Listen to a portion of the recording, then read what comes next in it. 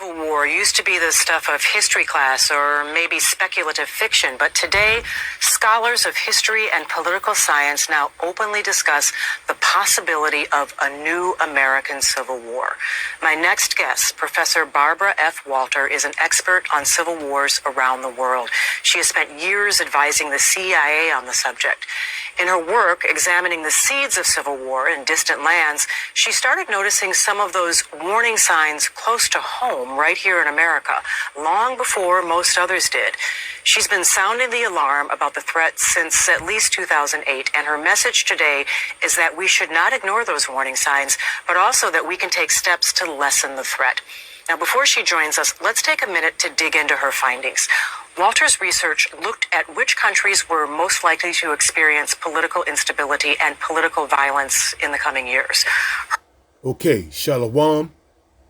I'm going to give all praises to Yahweh, Bahashem, Yahweh Shah, Bahashem, Rakah Kwadash. Double honors to the apostles, the bishops, and the elders of Great Millstone. And salutation you Akim out there that has been pushing this word in truth and in sincerity. This is a video that I came across on TikTok.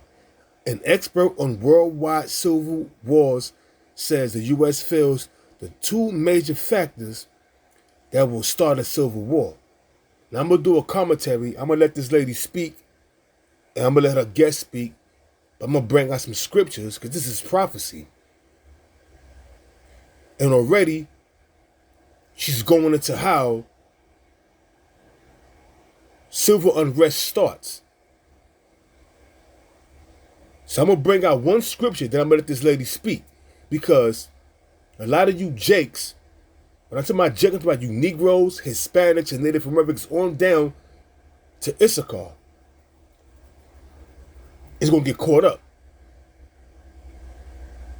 When you go to 2nd Ezra, chapter 5, verse 1, it tells you. But I'm going to get that real quick. It says, nevertheless, 2nd Ezra chapter 5 verse 1, nevertheless, as concerning the tokens, behold, the day shall come that they which dwell upon earth shall be taken in a great number. And that's a part of civil unrest. A lot of you jakes, you Negroes, Hispanics, and Native Americans on down to Issachar, which are the so-called Mexicans, they're going to perish. You're going to die.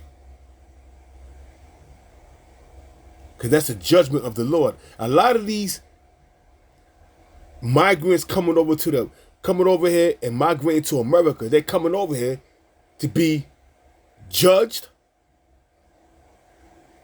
And some of them could be coming over here to be converted back to their nationality, back to their true nationality, back to their heritage.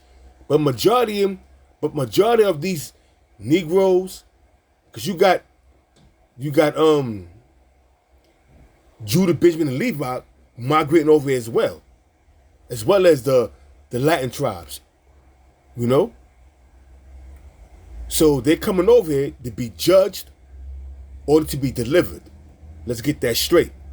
It says, nevertheless, as concerning the tokens, behold, the day shall come that they that dwell upon earth shall be taken in a great number, and the way of truth shall be hidden, and the land shall be barren of faith. And we see that. The way of truth is hidden to the 2/3. The masses. And that word masses go back to the word death. The masses of you Negroes, Hispanics, Native Americans. The way of truth is hidden the way of truth is hidden from y'all. And the only ones that got this truth are the elect, the hopeful elect of Yahweh Bashim Yahweh Shah. And it says, but iniquity, which is sin upon sin, shall be increased above that which now thou hast seen and seest, or that thou hast heard long ago. Let me read that again, Slakia. But iniquity shall be increased above that which now thou seest, or that thou hast heard long ago. And the land that thou seest now to have root shall shall thou see wasted suddenly. And how that's going to happen? Through thermonuclear destruction. But before that, a lot of things got to take place. Like civil unrest. Or race wars. Whatever you want to call it. But it's civil unrest, basically. And the Lord is going to sift out a lot of people. The Lord is going to do damage, much damage, to a lot of you Negroes, Hispanics, and Native Americans on down to Issachar because y'all ain't right in the spirit. And it was ample time for you to get right. But now it's a big thing on TikTok how you niggas is coming up against the prophets of the Lord. Started with the apostles, the bishops, and the elders. You'll come up against them. Trying to uphold plantation Christianity. Loving Jesus. The apostle Tahar put a video up where you had these black ass Africans kissing the parts where you shouldn't be kissing on an idol. Make that shit make sense, man. That's why the Lord's going to do a lot of killing, man. The Lord's going to get rid of a lot of you people out there, man. You undesirable, wicked-ass niggas, the Lord's going to get rid of you. The Lord is going to get rid of you. This is Psalms chapter 50, verse 22. Now consider this, ye that forget Yahweh, by Hashem Yahweh Shah, and 2/3 of you Negroes, Hispanics, and Native Americans on down to Issachar, the Southern Kingdom and the Northern Kingdom have forgotten Yahweh, why Yahweh Shah, for Cesare Borgia, for Serapis, modern day terms, Jesus Christ. You're going to pay, man. Back in Psalms chapter 50, verse 22. Now consider this, ye that forget Yahweh, why Yahweh Shah, lest I tear you in pieces. And how the Lord's going to do that? Do these different plagues. First and foremost, race wars, civil unrest, teeth of wild beasts, spirits created for vengeance, which is mentioned in the book of Sirach, 39 and 28, if I'm not mistaken.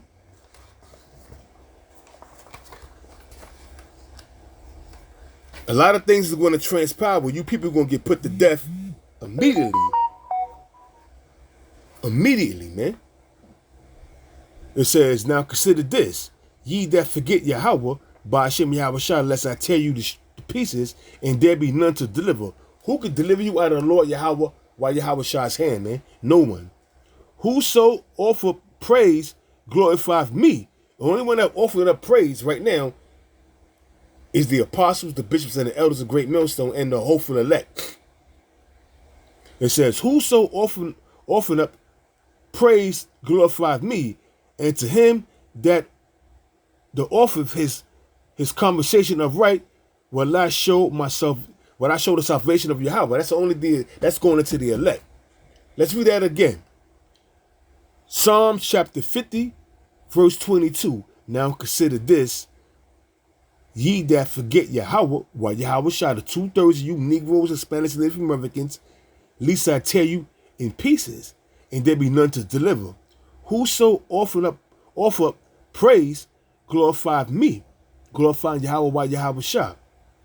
And to him that offer praise, his conversation upright, it says, and to him that offer up his conversation upright will I show my salvation, will I show the salvation of Yahweh, while Yahweh Shah.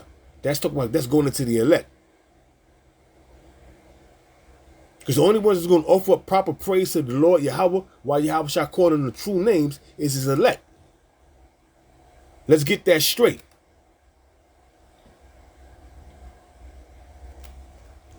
You people have not a clue what's going on. Let's get back to the video. Work identified two key factors as highly predictive, and America checks both boxes. The first is anocracy. a term for a weakened democracy that contains elements of autocracy. The second is whether citizens have organized politically around identity as opposed to ideology. That means they make political choices based on factors like race, ethnicity, or religion. Walter's research found that both of these predictive indicators have been rapidly emerging in the United States in recent years. She writes that Donald Trump embraced identity politics explicitly and with gusto. To quote her, she says, "No Republican president in the past 50 years has ever pursued such an openly racist platform or championed white evangelical Americans at the expense of everyone else." That's a quote from Barbara Walter. For a long time, Walter found it difficult to get people to take her warning seriously until January 6, 2021. That is when Americans started paying closer attention. On that day, Trump told his supporters to fight like hell, and they would follow through with armed, sharpened flagpoles and stun guns. Most were white, most were men, Walters writes. January 6th was the grim outcome of one of the most divisive elections in U.S. history, and yet somehow it feels as though an even bigger powder keg has been building ever since.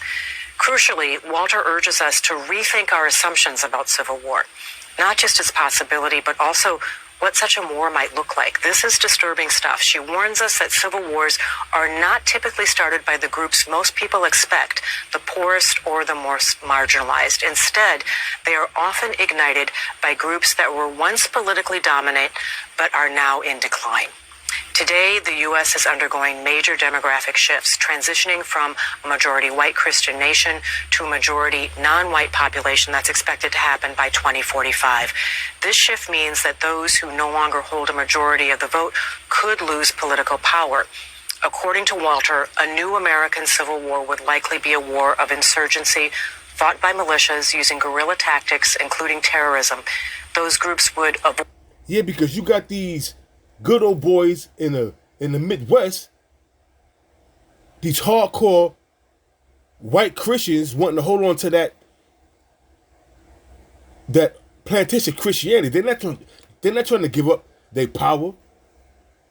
They're not trying to let, things go sour for them. So they're going to fight tooth and nail. And what comes with fighting with tooth and nail, 2nd Ezra 8:50, and it reads, "For many great misery shall be done to them that in the latter time shall dwell in the world, because they have walked in great pride. And Esau is a proud devil." He's a proud red bastard. But yet you have proud Negroes, Hispanics, and Native Americans not knowing that we still in captivity. Not with chains, but with contracts dealing with our license, driver's license, our birth certificate. Look up, I learned this from the Apostle Gabar. Look up the birth certificate and slavery. You still a slave. Just like it says in Baruch chapter 3, verse 8. We are yet this day in our captivity. Roughly paraphrasing it. We are yet this day in captivity, man. Under Esau. Under the so-called white man. And we're going to remain in captivity until Yahweh shall crack them skies, bringing death, destruction, and deliverance to his elect. And there's no getting around that, man. You can't save yourself by leaving the country, because them curses is going to follow you. Because we are under the curses pursuant to Deuteronomy chapter 28, verse 15 on down. We are under the curses, man. And the only one that can deliver us and free us from being under these curses is Yahweh Shah, man. Because he's our deliverer. That's the only one that can deliver us under the hand of Esau. You can't deliver yourself out of this madness. You can leave Babylon, but the curse is still going to follow you. Amen. Let's read that again. This is 2nd Ezra chapter 8, verse 50. "For many great miseries shall be done to them that in the latter time shall dwell in the world, because they have walked in great pride." That's dealing with martial law, civil unrest, famine, pestilence, people getting put to death on a large scale This is straight judgment from Yahweh, Bahashem, Yahweh Shah, and there's no getting around that.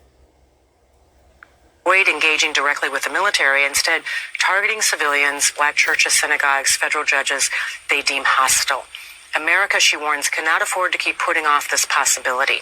A subset of the country's population has long enjoyed privileges and power, and they're not going to let go without a fight. Some of them are not going to let go without a fight, she says. In her book, How Civil Wars Start and How to Stop Them, Walter writes, quote, "No one wants to believe that their beloved democracy is in decline or headed toward war. The decay is often so incremental that people often fail to notice or understand it, even as they are experiencing it. If you were an analyst in a foreign country looking at events in America the same way you'd look at events in Ukraine or the Ivory Coast or Venezuela, you would go down a checklist assessing each of the conditions that make civil war likely. And what you would find is that the United States, a democracy founded more than 2 centuries ago, has entered very dangerous territory." Yeah, because this country is divided, man. We see that.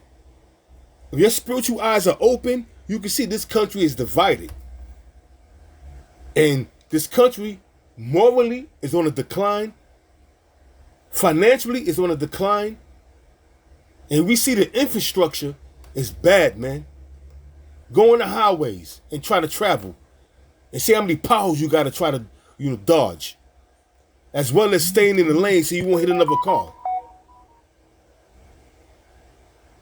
This place is corrupt. This place is corrupt, man. This place is divided down the line, and a kingdom divided against itself cannot stand, man. The United States is an anocracy for the first time in more than 200 years. Let that sink in. We are no longer the world's oldest continuous democracy. The question for America moving forward is whether voters can be persuaded that their democracy works and is critical to their safety, and whether leaders will choose to reinstate its guardrails. That is a quote from Barbara Walter, who joins me now. Barbara F. Walter is a professor of international affairs at the University of California, San Diego. She's the author of the book, How Civil Wars Start and How to Stop Them. I want to talk to you about both those things, how they start, but really specifically how to stop them, because we don't want to see this happen in this country. Your book was published in 2022. How have you observed how things have changed in America since then? Are you still as worried as you were when you wrote those words that we quoted? I'm still as worried, but for slightly different reasons. It's been a really interesting path since 2022, or actually 2020. When I wrote that quote about America no longer being the longest continuous democracy, when we entered the anocracy zone, that was after Trump's first term. That was at the end. It was right after the 2020 election, when for the first time in American history, a sitting president refused to accept the results of an election and was actively trying to overturn them. That put America in the anocracy zone. Then we had January 6th, and everybody was wondering, okay, what's going to happen? And to my great happiness, Trump did leave office. We had a relatively peaceful transition, and we had a new administration in the White House that actually believed in the rule of law, believed in democracy, and America's democracy score rose. So we got out. If you believe this shit this woman is spewing out of her pie hole, you are batshit crazy. Because all these politicians, all these presidents, they are on a string of the international bankers. They are controlled, and they are being told, and they are being told what to do, what laws to pass. So it wasn't no batch of democracy. It was just a transition from one puppet to the next. A sleepy,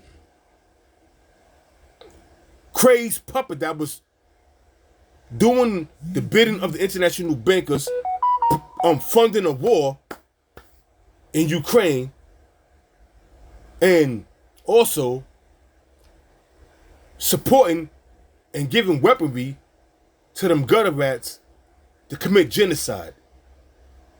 Now you have a new puppet in the house, in the White House, doing the same bidding that the last puppet was doing. Of this anocracy zone. Today we're back in it. So, and we're back in it, and we're likely to drop further than we were at the end of 2020. And that's because the second Trump administration is now actively going after many of the pillars of democracy. It's not respecting the rule of law in many cases, especially in terms of due process. These students who've been taken off of the streets and who've been detained and who have been sent to detention camps, they have all the legal rights of Americans, and yet the Trump administration is not honoring that. So there's a whole series of things that this administration is doing that is weakening America's democracy further, and we are declining. We are back in the xenocracy zone. What can we do to prevent something like this from happening? And you've noted... You can't prevent it from happening, lady, because this is prophecy. This is Micah chapter 4, verse 13. Arise and thresh, O daughters of Zion. Talk about Israel. From Judah on down to Issachar. Going to be caught up in this race war, or this class of civilization, or civil unrest, whatever you want to call it. Race war, class of civilization, or civil unrest. 2/3 of you Negroes, Hispanics, and Native Americans are going to be caught up in this. And guess what? The Lord's going to put the spirit on y'all to fight. The Lord going to put the spirit on y'all to do your thing. But y'all going to perish in the process. Because the Lord is sifting. He going to use you 2/3 to do much damage. But a lot of y'all going to perish and come back, do the men that make it, in your right state of mind. Let that sink in. Back in Micah chapter 4, verse 13. Arise and thresh, O daughter of Zion. For I will make thy horn, thy power, horn represents power, iron. And I will make thy hoofs brass, and thou shalt beat in pieces many people. Civil unrest. Race wars.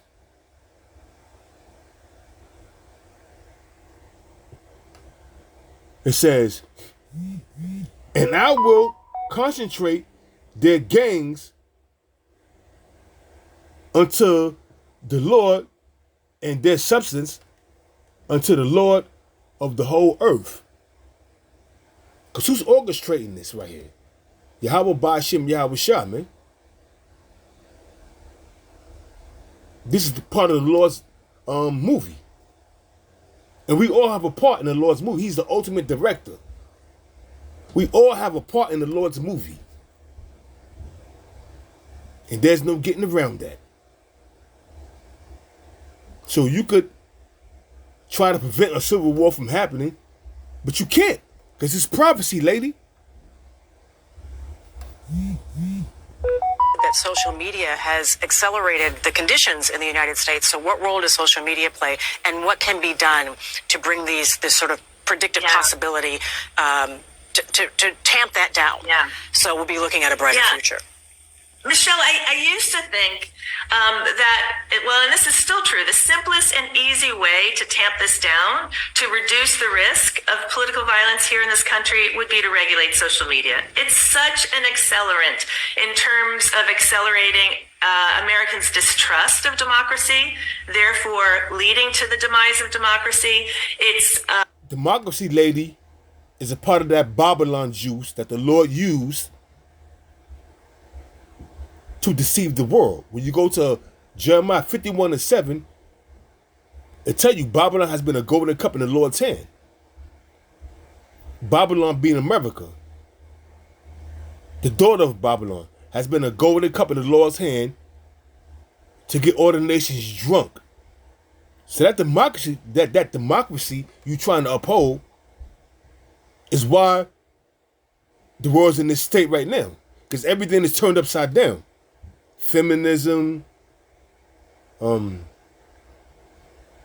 giving the alphabet soup community rights where they should be put to death. Adultery is running rampant where a woman could just go commit adultery on her husband, divorce him, and take half of his earnings, take half of his shit. Total injustice, unrighteous decrees. Isaiah chapter 10 verse 1 on down. That's why it's going to be civil unrest. Because of all this shit that's going on in America, people are getting fed up. Prices are going up, food is going up, but the wages are staying the same. People are becoming homeless, living out of their cars, their vans, sleeping on the bridges. Shit is a mess in America. And that's what democracy brought. And that's why civil unrest is on its way. Civil unrest is on its way, and the Lord's going to do much damage to you rat bastards and everybody else that's in this God-forsaken country they call America. Let's continue on before I bring out some more scriptures. It sows division within our country. It promotes sort of hate and anger. It gets people feeling as if they're threatened all the time, which makes them distrustful of each other. I no longer think that's the path forward. And that's because the 5 biggest tech companies in the world, all of which are in the United States, have resisted any sort of regulation in any way. They're not even willing to enforce their own content rules. So we're not going to get reform on social media anytime soon. I increasingly believe that the way forward has to come from the bottom up, that American citizens have to want and love and defend their democracy on their own. One of the things we also know from decades of really great scholarship is that protest and peaceful resistance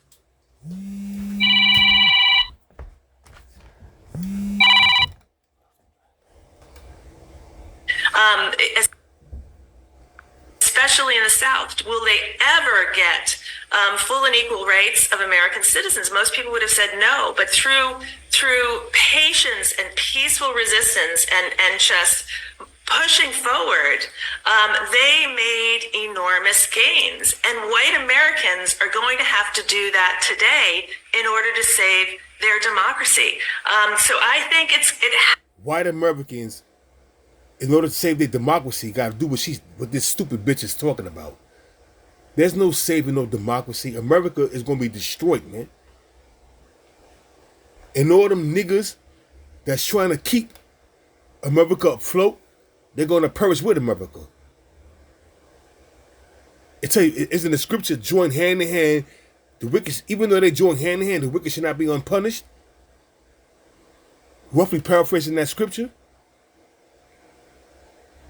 What's going to happen is a race war is going to take place, and there's nothing you could do to prevent it. There's nothing you could do that's going to change prophecy, because it is prophecy. This is Micah chapter 5 verse 7, and the remnant of Jacob representing Jacob represents Israel, the 12 tribes. It's a remnant that's going to be in the midst. It says, and the remnant of Jacob shall be in the midst of many people, as a dew from the Lord. Have you ever been in the South and you wake up in the morning and you came out there that's from the South, you know that it don't have to rain for the grass to be wet, because that's the dew. Because before it rained in the ancient world, the mist, the dew from the heavens watered the grass. So that same dew that's representing watering the grass is how from Judah on down to Issachar is going to be on the other nations, man. Beating the shit out them. Fucking them up. Terrorizing them. It says, back in Micah chapter 5 verse 7, and the remnant of Jacob shall be in the midst of many people, as a dew from the Lord, as the showers upon the grass, that tarrieth and not for men, nor waiteth for the sons of men. And the remnant of Jacob shall be among the Gentiles, the original Gentiles, the true Gentiles, which are the other nations, in the midst of many people, as a lion amongst the beasts of the forest, and as a young lion among the flocks. What a young lion does when he out there hunting, they tear to shreds anything in their path. A young lion is fierce. And that same lion spirit is going to be on, that same spirit of a lion is going to be on Jake, man. From Judah on down to Issachar, they're going to do much damage, man. In this civil unrest, in this class of civilizations, in this race war, whatever you choose to call it. I'm calling it civil unrest. That's what's happening. That's what's coming. On a large scale. It says, as a young lion among the flocks of sheep, who if he go through, both treadeth down and teareth in pieces, and none can deliver. Because the Lord's going to put a spirit on Jake to do his thing, man. The Lord's going to put a spirit on Jake to take vengeance upon the enemy. It says, and thy hand shall be lifted up upon thy adversaries, Esau, Ishmael, Moab. When you go to Psalms, the 83rd chapter, go to our enemies. All them enemies is going to get fucked up. When you go to Psalms, the 83rd chapter, first it speaks about Esau, then Ishmael, then Moab, and then on down the line. And all of them is going to get their asses handed to them. Real vicious like. And thy hand shall be lifted up upon thine adversaries, and all thine enemies shall be cut off, put to death, mangled, butchered, done real vicious like. And then only thing you're going to say, because you know social media and all over the world is going to witness the things that's taking place in America. And only thing an elect man of the Lord is going to ask the nations that's out of America, I hope you like what you see. I hope you like what you see. Because it's coming. We're coming. And we're going to fuck you up. The same way we fuck these people up. So I hope you like what you see. Because we coming for your bitch asses, your red asses, your bitch ass red asses as well. And all the rest of the nations. We coming for you. Thy hand shall be lifted up upon thine adversaries, and all thy enemies shall be cut off. And it shall come to pass in that day, saith the Lord Yahweh, while Yahweh shall, that I will cut off thy horses out of the midst of thee, and I will destroy thy chariots. So about Esau's military. The power of Esau and his military. And I will cut off the cities of thy land, and throw down all thy strongholds. So about Esau's military structure, his power structure, his infrastructure, his empire. How that's going to happen? After these race riots and these class civilizations, thermonuclear destruction and concentrated fire when Yahweh shall crack them skies, bringing death, destruction, and deliverance.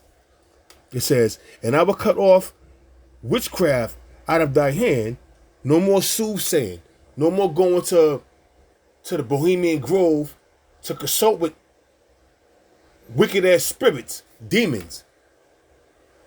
Because the Lord is allowing you, and you Edomites, you have no clue that you're worshiping the Lord, but on the left-hand side, because the Lord controls both sides. So you're worshiping the Lord, but on the left-hand side. The Lord is allowing them demons to give you power. But He's going to tell them demons that's enough. Now I'm going to show my power. And you're going to get fucked up, you red bastard. It says, and I will cut off witchcraft out of thy hand, and thou shalt have no more soothsayers. That's going to tell you how to keep the economy afloat, what war you're going to win, how you're going to maintain the empire that you built, but you didn't really build, because the Most High, Yahweh Shah, gave you the power to build this empire up, just so He could tear it down. It says, thy graven images also will I cut off, and thy standing images out of the midst of thee, and thou shalt no more worship the works of thy hand, and I will pluck up thy groves out of the midst, them churches, out of the midst of thee, so I will destroy thy cities, and I will execute vengeance in anger and fury upon the heathen, such as they have not heard. And that's thermonuclear destruction. After the civil unrest, after you institute martial law and get things so-called back in order, the economy is destroyed, you'll come with that new system, which is that CHIP. That's when it's going to happen. That's when, after you institute that CHIP worldwide, that's when thermonuclear destruction, because the Lord's going to put the spirit on that assembly of great nations spoken about in Jeremiah 50 and 9 on down to 12 to come up against this bitch and destroy this hoe. Put that in your pipe and smoke it, red bastard, because you're going down. You're going to fight, because the Lord going to put the spirit on you to fight, but you're going to lose sorely.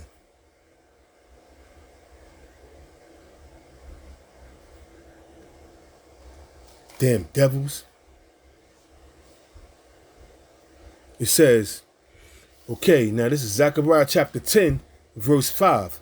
And they shall be as mighty men, talking about the elect, which tread down their enemies in the mire of the streets in the battle. You see? What it says in Jeremiah, I think it's 51, thou art my battle axe and weapons of war. And they shall be as mighty men. This is Zechariah chapter 10, verse 5. And they shall be as mighty men, which tread down their enemies in the mire of the streets in the battle. And they shall fight, because the Lord is with them. And the riders on horses shall be confounded. To my Esau's military. There's nothing you're going to be able to do. You're going to get fucked up. And it's also going into how the Lord is going to destroy Esau and his military and the rest of the nations that's fighting against Yahweh Shah. Dig that. It says, and I will strengthen the house of Judah, and I will save the house of Joseph, and I will bring them again to place them. For I have mercy upon them, and they shall be as though I had not cast them off. For I, the Lord, their God, will hear them. The Lord hears the prayers of His men. He's going to deliver His men, that small remnant, that elect, the first fruits that's going to be the governing body, being joint heirs with our Lord and Savior, Yahweh Shah.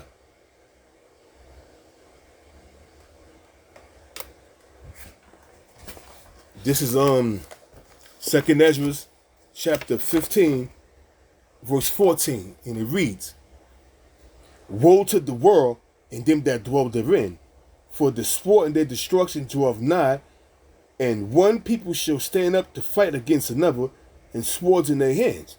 That's civil unrest to me. Sound like civil unrest to me. Sound like a race riot to me. Sound like class of civilizations to me, but I choose to call it civil unrest, because that's what it is. It says, for there shall be sedition among men. That word sedition goes back to an uprising against a monarch or a government. And invading one another, they shall not regard their kings nor princes, and the course of their actions shall stand in their power. They're gonna do what they want. They're gonna be busting, they're gonna be creating all kind of hell in the streets, man. Busting up businesses, robbing businesses, doing all what they want to do, man. Put it to you that way. A man should desire to go into a city and should not be able, for because of their pride, the city shall be troubled. For that so let me read that again, Slakia. A man shall desire to go into a city and should not be able, for because of their pride, the city shall be troubled, the houses shall be destroyed, and men shall be afraid. That's martial law. That's martial law. Let's get that right. A man shall have no pity upon his neighbor, but shall destroy their houses with the sword and spoil their goods because of the lack of bread and for great tribulation. And that's what's coming. That's a part of civil unrest. That's a part of civil unrest, man. And all you Negroes, Hispanics, and Native Americans, you have social media. You've ran across a Hebrew Israelite video once or twice in your life, or on multiple occasions. And then, like I said, you got a bunch of videos on TikTok from nigger women and stupid ass, simp ass niggas, man. Come up against the Hebrew Israelites, man. And you're gonna pay. You're going to be in that pitiful case that's spoken about in 2nd Ezra chapter 9, verse 9. You're going to be in that pitiful case. Because you came up against the prophets of the Lord. You lied on us. So you're going to pay. You're going to pay with your ass. You're going to pay dearly with your ass. So I'm going to end it there. You know what? Matter of fact, I'm going to go with a couple more scriptures, because the end result of why everything is taking place, why World War III is going to take place, is because what you Edomites have done to the sons of Israel. What you Edomites have done to the sons of Israel, you're going to pay, man. And you're going to pay with thermonuclear destruction and slavery and being in dire straits. That's how you're going to pay. This is Obadiah chapter 1, verse 10. And it reads, for the violence against thy brother Jacob, shame shall cover thee. All the atrocities you have done against the sons of Israel, buck breaking. That terminology, the word motherfucker, comes from having a buck sleep with his mother, put a bag on both of their heads, and make them have sex. That's wicked, man. That's incest. Buck breaker, like I mentioned. That terminology, motherfucker. The devil's punch bowl. Derby's dose. The lynchings. The rapings. The castrations. I can go on and on and on and on. That's the violence against Jacob, your brother.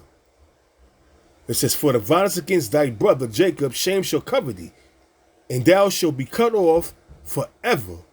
In that day, that it said, in the day that thou stoodest on the other side, this is then the time of the Babylonian captivity, when Nebuchadnezzar was taking down Israel.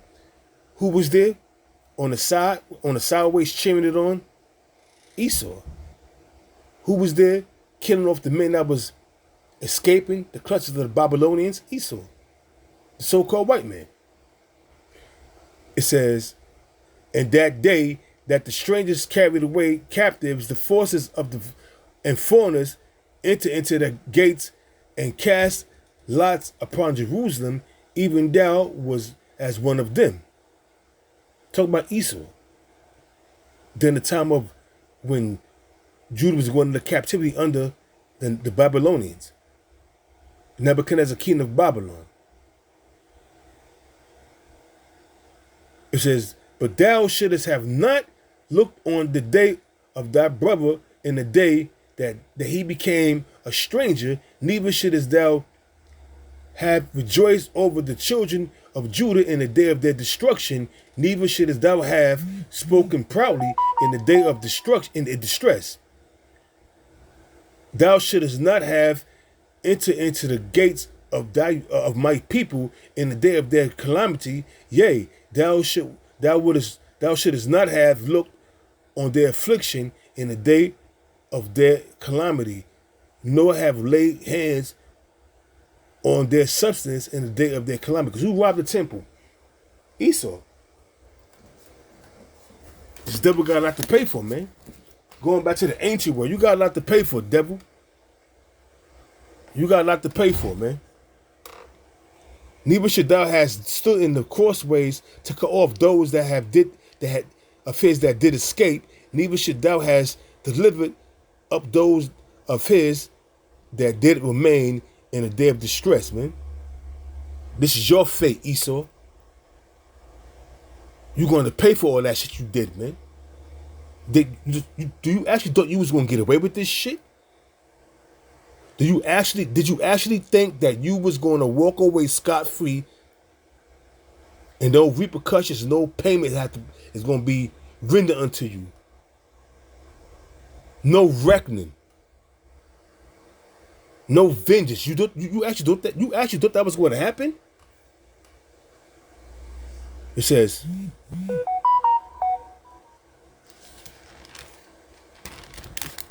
this is Obadiah. I'm going to jump down. Obadiah chapter 1. We're going to go to 18.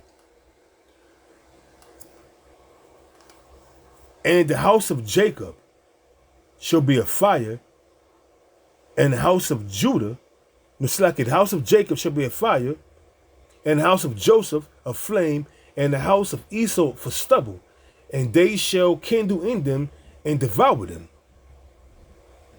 Because after 1,000 years of slavery, your ass is going to be eviscerated.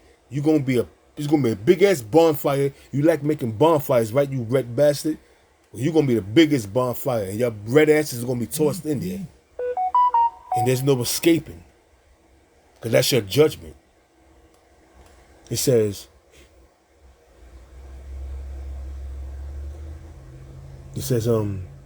"And they shall kindle in them and devour them, and there shall not be any remaining of the house of Esau, for the Lord hath spoken it." You're all going to die. You're all going to become extinct. Every last one of you red bastards.